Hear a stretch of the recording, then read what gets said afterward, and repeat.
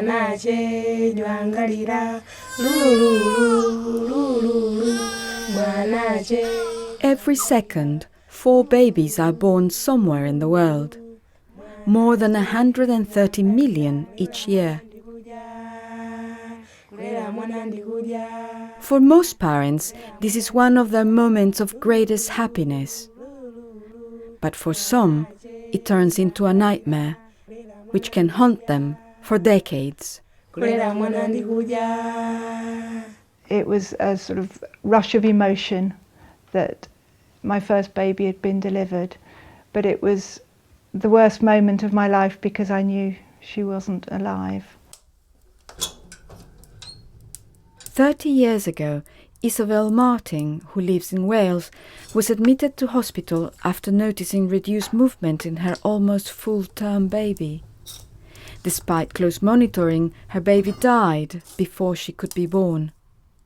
Through a 16-hour labour, which she knew would end in a stillbirth, Isabel listened to the live babies next door.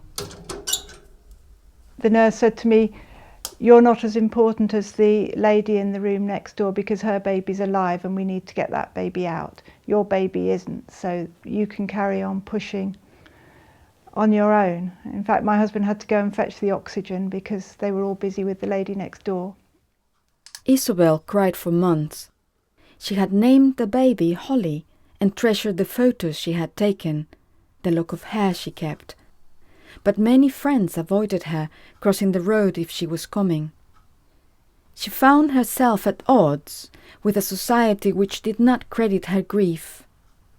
"Have another baby to get over it," she was told on leaving hospital. There was no follow-up to learn the lessons of Holly's death. She was not treated as the bereaved mother she felt herself to be. It's never left me, even 30 years on.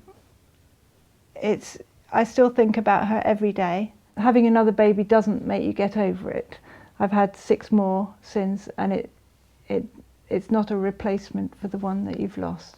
Really, it's something that you get used to rather than get over. New worldwide research, published in a series of articles in the Lancet, suggests too little has changed since Holly's death. Last year, 2.6 million women went through the same traumatic experience, losing babies in the last 3 months of pregnancy. Most were preventable. So one of the great myths about stillbirths is that they're inevitable, they're just meant to be, that they're all due to congenital abnormalities, that there is no medical solutions. And this series clearly shows from data and from evidence that that is a myth.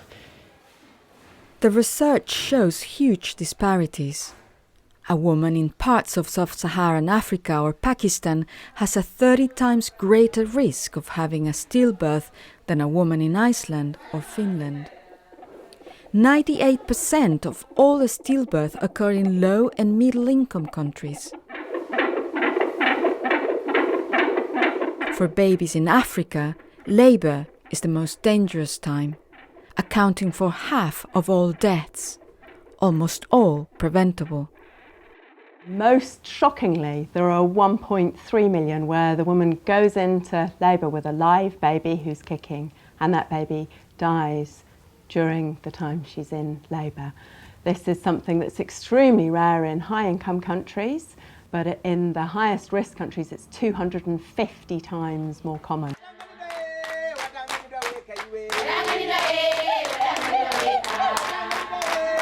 Improving close-to-home clinics will make a huge difference. Infections like malaria and syphilis are the next most common cause of stillbirths. They can be treated or prevented at antenatal sessions, like this one in Malawi. Getting to a health centre during labour also needs to be easier. Christina, who lives in rural Malawi, lost a baby last year. She says when labour started, her husband was out drinking, so she couldn't make the journey to the health centre. The next day, the baby was dead.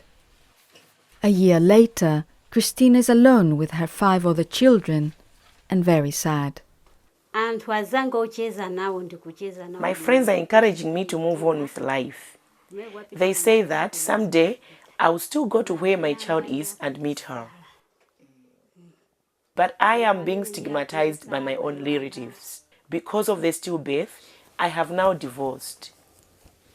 My relatives are laughing at me, saying she wanted to have many children. Now look at her. Worldwide, 4.2 million women currently suffer from depression due to stillbirths. Since 2000, infant and maternal mortality rates have been halved, so premature newborns like these babies have a much better chance of survival. In the same period, the number of stillbirths has hardly changed. Stillbirths do not count as deaths in global statistics, so there is less auditing, less public concern and less funding. Our analysis shows that it will be more than 160 years at current rate of progress before a baby born in Africa has the same chance of avoiding being a stillbirth as a baby in a high-income country today. This is unacceptable.